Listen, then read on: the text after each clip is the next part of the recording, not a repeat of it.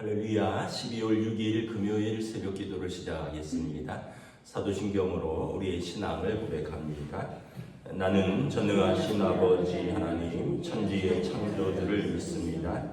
나는 그의 유일하신 아들 우리 주 예수 그리스도를 믿습니다. 그는 성령으로 잉태되어 동정녀 마리아에게서 나시고 본디오 빌라도에게 고난을 받아 십자가에 못 박혀 죽으시고 장사된 지 사흘 만에 죽은 자 가운데서 다시 살아나셨으며 하늘에 오르시어 전능하신 아버지 하나님 우편에 앉아 계시다가 거기로부터 살아있는 자와 죽은 자를 심판하러 오십니다. 나는 성령을 믿으며 거룩한 공교회와 성도의 교제와 죄를 용서받는 것과 몸의 부활과 영생을 믿습니다. 아멘. 찬송가 499장 찬양하시겠습니다. 찬송가 499장입니다.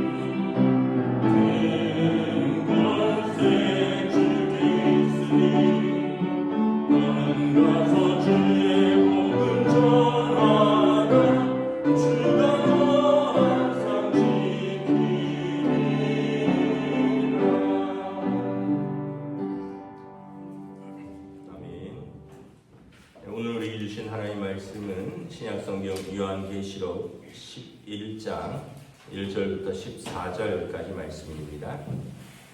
요한계시록 11장 1절부터 14절까지 말씀입니다. 다 찾으신 줄 알고 저 여러분들이 한 절씩 기도하겠습니다. 또 내게 지팡이와 같은 갈대를 주며 말하기를 일어나서 하나님의 성전과 제단과 그 안에 경배하는 자들을 청량하되 성전 바깥마당은 청량하지 말고 그냥 둬라. 이것은 이방인에게 주었으니 그들이 거룩한 성을 42달 동안 짓밟으리라. 내가 나의 두 증인에게 권세를 주리니 그들이 굵은 베옷을 입고 1260일을 예언하리라. 그들은 이 땅에 주 앞에 서 있는 두 감람나무와 두 촛대니 만일 누구든지 그들을 해하고자 하면 그들의 입에서 불이 나와서 그들의 원수를 삼켜버릴 것이요 누구든지 그들을 해하고자 하면 반드시 그와 같이 죽임을 당하리라. 그들이 본능을 가지고 하늘을 닫아 그 예언을 하는 날 동안 비가 오지 못하게 하고 또 본능을 가지고 물을 피로 변하게 하고 아무 때든지 원하는 대로 여러 가지 재앙으로 땅을 치리로다. 그들이 그 증언을 마칠 때 무적행으로부터 올라오는 짐승이 그들과 더불어 전쟁을 일으켜 그들을 이기고 그들을 죽일 터인즉 그들의 시체가 큰 성 길에 있으리니 그 성은 영적으로 하면 소돔이라고도 하고 애굽이라고도 하니 곧 그들이 주께서 십자가에 못 박히신 곳이라. 백성들과 족속과 방언과 나라 중에서 사람들이 이 그 시체를 사흘반 동안을 보며 무덤에 장사하지 못하게 하리로다. 이 두 선지자가 땅에 사는 자들을 괴롭게 하므로 땅에 사는 자들이 그들의 죽음을 즐거워하고 기뻐하여 서로 예물을 보내리라 하더라. 3일 반 후에 하나님께로부터 생기가 그들 속에 들어가매 그들이 발로 일어서니 구경하는 자들이 크게 두려워하더라. 하늘로부터 큰 음성이 있어 이리로 올라오라 함을 그들이 듣고 구름을 타고 하늘로 올라가니 그들의 원수들도 구경하더라.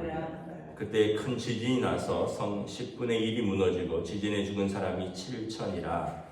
그 남은 자들이 두려워하여 영광을 하늘의 하나님께 돌리리로다. 둘째화는 지나갔으나 보라 셋째화가 속히 이르리로다. 아멘. 할렐루야. 네, 오늘 또 새날을 주셨습니다. 하나님께서 은혜와 평강으로 함께해 주시기를 축복합니다. 오늘 우리 이청년이 또 한 절반 가까이 나왔습니다. 그래서 아니 이청년들이 잠이 많을 시간인데 새벽기도에 나왔는가 이렇게 물어봤더니 자기들끼리 뭐 이렇게 약속한 뭐 주일에 한 주에 영적 미션이 있다고 하네요. 뭐 한 달에 영적 미션도 있고.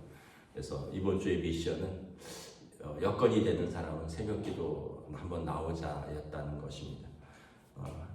하나님께서 또 기도하고자 하는 또 거룩한 열망을 가진 우리 자녀들에게 우리 청년들에게 하나님께서 지혜와 명철을 부어주시고 또 하나님께서 그 손을 꼭 붙들어 주시기를 주님의 이름으로 축복합니다.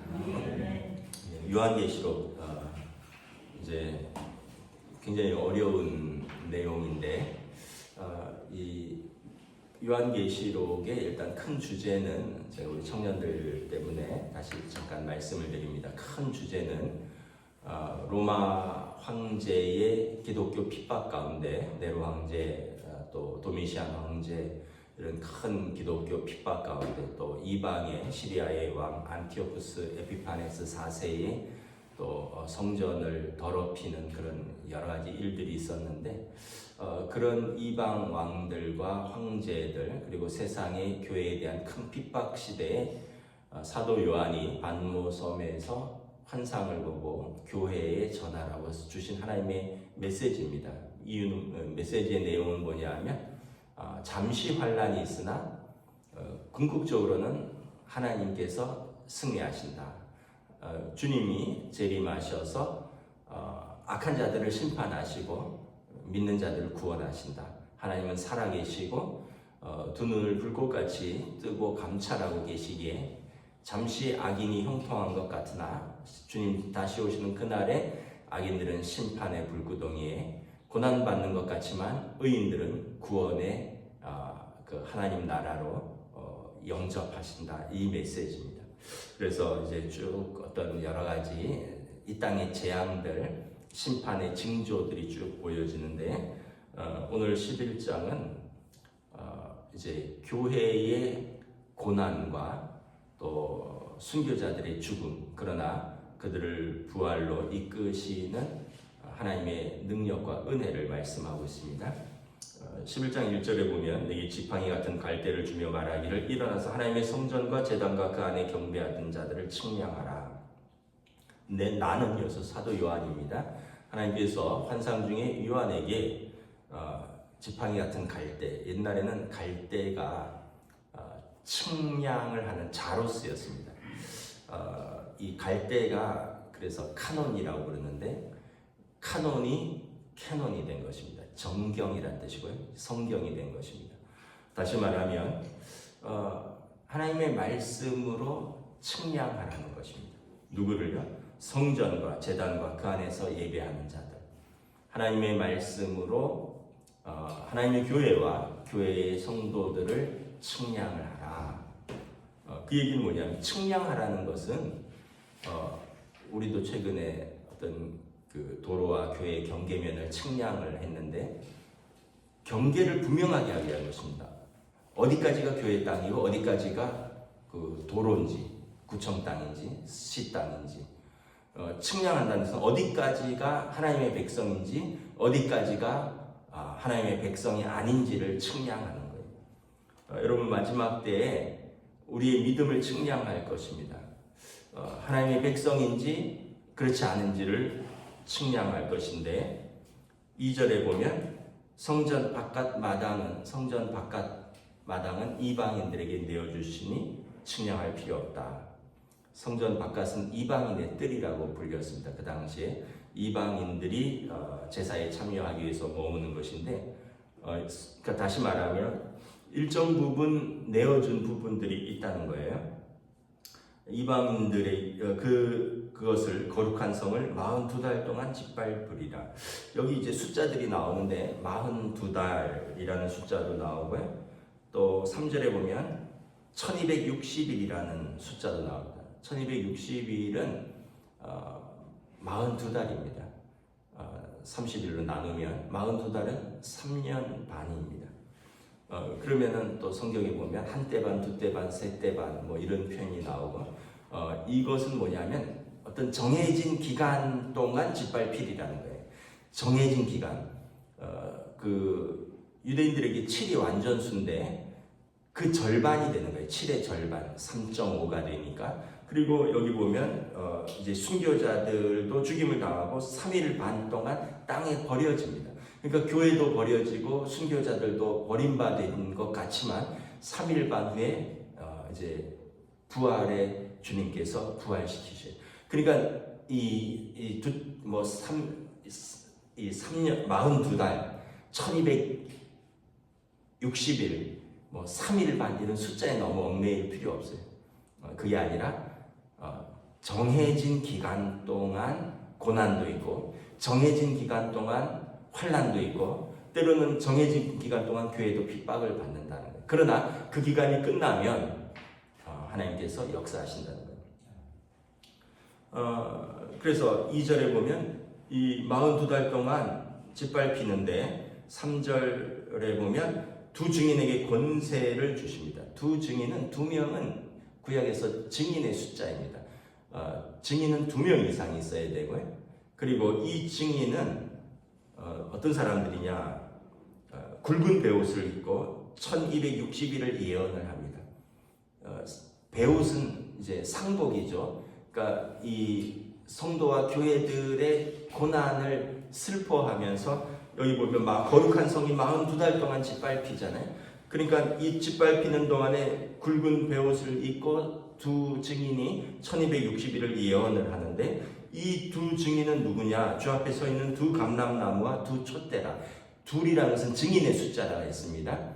감람나무는 이 예루살렘을 또 이스라엘을 상징하는 나무입니다. 감람나무, 포도나무, 또 무화과나무, 예루살렘, 이스라엘을 상징하고 촛대는 교회를 상징하는 것입니다. 그러니까 하나님의 백성 그리고 교회가 증인으로서 이 환난과 핍박 42달 동안 짓밟히지만 그들은 예언을 하며 하나님의 말씀을 선포하며 그들의 사명을 감당한다는 거예요. 이 두 증인에게 권능을 주셨습니다. 그들의 입에서 불이 나와 그들의 원수를 삼켜 버릴 것입니다. 그리고 6절에 그들이 권능을 가지고 하늘을 닫아 예언을 하는 날 동안 비가 오지 못하게 하고 또 권능을 가지고 물이 피로 변하게 합니다. 이것은 구약의 엘리야와 모세를 상징하는 것입니다. 엘리야가 기도하니 하늘에서 불이 내려와서 갈멜산에서 제단을 태웠고 엘리야가 기도하니 가뭄이 3년 6개월 동안 되지 않았는데 다시 비가 내렸대요. 하늘에서 불이 나오고 하늘에서 비가 오는 구약의 선지자의 대표가 엘리야입니다. 그리고 모세가 하나님의 권능으로 바로와 맞서서 애굽의 그 나일강을 피로 물들게 하는, 다시 말하면 하나님께서 권세를 주셨다는 거예요. 엘샤다이 전능하신 하나님께서 교회에 주신 권세입니다. 교회가 기도하면 하늘을 닫기도 하고 하늘을 열기도 하고 다윗의 열쇠를 가진 자가 문을 열면 아무도 닫을 자가 없고 그가 문을 닫으면 아무도 열 자가 없다. 교회의 기도의 권세, 그리스도께서 주신 권세를 가지고 마지막에 심판을 하실 것이다. 교회의 이 권세를 가졌다라는 거예요. 그리고 이 권세를 가진 교회는 이 한 세대 반, 3년 반 동안 1260일을 거룩한 성이 짓밟히는 동안 예언을 할 것이다. 아까 말했듯이 특별히 이 숫자는 의미가 없다 그랬어요. 정해진 것의 절반이라는 거예요. 완전한 숫자의 7의 절반. 엘리야 때도 3년 6개월 동안 비가 오지 않았잖아요. 이것도 42달입니다. 1260일. 자꾸 이단들이 이런 숫자로 뭐 하는데 너무 여기에 연연할 필요 없습니다. 그리고 이 교회가 이 증언을 마칠 때 무적행으로부터 올라오는 짐승이 있습니다. 이 짐승은 로마를 상징하는 것인데 그들이 교회와 전쟁을 일으키고 그리고 이 교회를 이기는 것 같고 죽이는 것 같습니다. 그리고 그 두 증인의 시체가 큰 성 길거리에 버려질 것입니다. 그 성은 영적으로 하면 소돔이라고도 하고 애굽이라고 하니 세상인 것인데 주께서 십자가에 못 박히신 곳이다. 주님께서도 세상에 오셔서 어둠을 참 빛과 생명으로 밝히셨으나 세상이 그를 거부한 거로 주께서도 죽임을 당하셨습니다. 히브리서에 보면 주께서 영문 밖에서 고난을 당하시고 죽임을 당하셨습니다. 교회도 이 큰 이 성, 그 세상 한가운데서 무정의금으로부터 올라오는 짐승, 그 당시 로마를 상징하는데 그들로부터 죽임을 당할 것이다. 주께서 충성된 증인으로서 주님께서 십자가에 달리신 것처럼 교회도 그런 시간들을 겪을 것이다. 로마 시대의 극심한 박해를 보여주는 것입니다. 9절에 보면 백성과 족속과 방언과 나라 중의 사람들이 그 시체를 사흘 반 동안 보며 무덤에 장사하지 못하게 하리로다. 여러분, 누군가 죽으면 장사를 해야 되는데 사흘 반 동안, 아까도 말했지만 어떤 정해진 시간 동안 장사를 하지 못하게 한다는 것은 조롱하는 것이고 버려두는 것입니다. 다시 말하면 교회와 순교자들이 세상 가운데 고난과 환난을 당하고 버려지는 것 같다라는 거예요. 백성과 족속과 방언과 나라, 모든 세상을 의미하는 것입니다. 모든 나라들, all nations, 그 나라의 모든 나라의 말을 하는 사람들, 그곳에 사는 사람들이 이 두 증인이 죽임을 당하고 큰 짐승에 의해서 죽임을 당하고 그 시체가 버려졌는데 조롱하며 무덤에 장사하지 못하게 하더라. 교회가 일정 기간 동안에 극심한 박해를 받을 것이다 라는 거예요. 그 당시에 사도 요한의 시대에 교회는 순교를 많이 했습니다. 그래서 이 두 증인이라는데, 증인이 영어로 witness인데 이 witness는 이제 martyr, 본 것을 증언하는 사람들은 순교자입니다. 그러니까 교회는 증인이고 그리스도의 증인이고 증인들은 세상에 의해서 순교를 당할 수 있다는 거예요. 그러나 왜 그렇습니까? 10절에 이 두 선지자가 땅에 사는 자들을 괴롭게 한 거로, 하나님의 말씀으로 예언을 하니 땅에 사는 사람들이 듣기가 싫은 거예요. 하나님의 말씀으로 이 세상을 심판하시는 하나님의 의의 복음을 전하니 세상의 불의한 자들과 우상 숭배하는 자들이 듣기 싫은 거예요. 그래서 땅에 사는 자들이 두 증인, 교회의 그 고난과 환난과 성도들의 순교를 즐거워하고 기뻐하고 그것으로 희희낙낙한다는 거예요. 그러나 3일 반 동안 버려진 것 같지만 11절에 3일 반 후에 주님께서 때가 되시면 하나님의 생기가 다시 그들 속에 들어갈 것입니다. 그리고 그들의 죽은 자들이 발로 일어서서 구경하는 자들이 다 두려워할 것입니다. 주님 재림하시면 여러분 죽었던 자들이 성도들이 무덤에서 일어날 것이다 말씀하십니다. 그리고 주님 재림하시면 하늘이 떨 것이고 땅이 요동칠 것이요 그리고 모든 악한 자들이 두려워 떨 것이다. 그리고 성도들은 부활하신 주님과 함께 그 보좌에 앉아서 세상을 심판하실 것입니다. 12절에 하늘로부터 큰 음성이 있어 이리로 올라오라 함을 듣고 땅에 버려져서 수치를 당한 것 같고 죽임받은 그 증인들이 구름을 타고 하늘에 올라가니 원수들도 그것을 구경할 것입니다. 주님께서 성도들을 하늘로 영접하실 것이고 그때 큰 지진이 나서 성 10분의 1이 무너지고 지진에 죽은 사람이 7천이라. 여기서 10분의 1은 여기도 일정 부분을 말하는 것이고요. 7천이라. 7천이란 얘기는 아까 이 7이라는 완전수에 또 10이라는 꽉 찬 만수의 세제곱입니다. 그러니까 2는 증인의 수, 7은 완전수, 10은 만수, 3.5는 절반, 뭐 이런 의미인 거예요. 그러니까 이 남은 자들이, 죽은 자들이 하나님 앞에서 세상 가운데 이제 두려움을, 높임을 받고, 그리고 그들은 심판을 받고 두려워하게 될 것이다. 둘째 화는 지나갈 것이고, 이제 셋째 화가 일어날 것입니다. 그러면서 7 나팔이 불려지는 것입니다. 새로운 또 재앙과 새로운 심판의 징조를 보여주는 것입니다. 이 메시지를 우리가 이렇게 생각을 해보면 신앙생활을 하는데 어려움이 있을 수 있다는 게 옛날처럼 목숨 걸고 하는 신앙생활은 아니에요. 근데 최근에 생각을 해보면 민주주의도 목숨을 걸어야 되는데 신앙생활도 목숨을 걸고 하는 게 맞겠다. 이런 생각을 다시 한번 해봅니다. 여러분 우리가 하나님 나라의 약속을 바라보면서 현재의 고난도 있고 또 때로는 낙심할 일도 있고 우리를 조롱하는 사람들도 있고 야 뭐 예수 믿는다면서 하나님이 그것도 안 도와주냐? 청년들 그런 얘기 들을 수도 있고요. 또 내가 기도하면서 그래도 기도했는데 이렇게 응답이 더딘 것 같고 그래서 하나님이 날 사랑하지 않으시는가 이런 낙심도 들 때가 있지만 절대 그렇지 않다. 하나님은 절대 성도를 버려두지 않으시고 세상은 조롱할지라도 일정 기간 핍박과 환난도 있다 할지라도 믿음을 버리지 않고 끝까지 지키면 하나님께서 그들을 부르시고 인도하시고 그리고 구원하신다. 그러므로 하나님께서 오늘 이 예배드리는 성도들 또 오늘 이 자리에 나와서 같이 예배드리는 우리 이 청년들 믿음을 지키고 하나님을 신실하신 하나님을 신뢰하시기를 우리 주님의 이름으로 축복합니다. 기도하겠습니다. 하나님의 은혜를 감사합니다.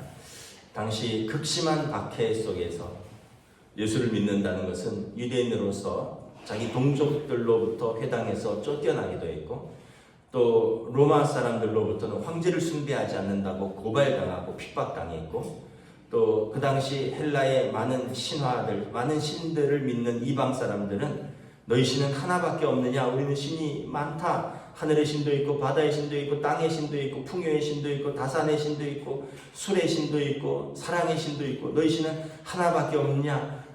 너희 신이 너희를 무엇을 도와주느냐? 조롱하는 그런 시대 속에서 참으로 성도들은 외롭고 곤핍하고 때로는 생명을 잃기도 하는 그 상황 속에서 하나님께서 사도 요한을 부르셔서 하늘의 큰 영광을 보여주며 성도들을 위로하십니다. 환난 속에서 인내하라. 믿음을 지키라. 너희가 잠시 고난을 받는 것 같으나 세상을 너희가 이길 때가 올 것이다. 주님 다시 오시는 그날을 바라보라. 오늘 우리에게도 주시는 말씀인 줄 믿습니다. 우리의 삶의 자리에서 우리가 믿음을 지키지만 때로는 시험도 들고 낙심할 때도 있고 또 세상의 조롱도 있고 또 우리가 세상처럼 즐겁게 믿음을 저버리고 내 마음대로 살고 싶은 유혹도 있지만 그럼에도 불구하고 하나님의 부름받은 자녀로서 마지막 때 참으로 그 자를 가지고 우리를 측량할 때 하나님의 기준에 맞는 믿음의 사람인가 우리를 측량할 때 그 측량의 기준에 들 수 있도록 우리가 하나님 앞에서 믿음으로 오늘을 살아가는 주의 백성들, 사랑하는 주의 청년들로 인도하여 주시옵소서. 감사를 드리오며 우리 주 예수 그리스도의 이름으로 기도드리오나이다. 아멘. 하늘에 계신 우리 아버지, 아버지의 이름을 거룩하게 하시며 아버지의 나라가 오게 하시며 아버지의 뜻이 하늘에서와 같이 땅에서도 이루어지게 하소서.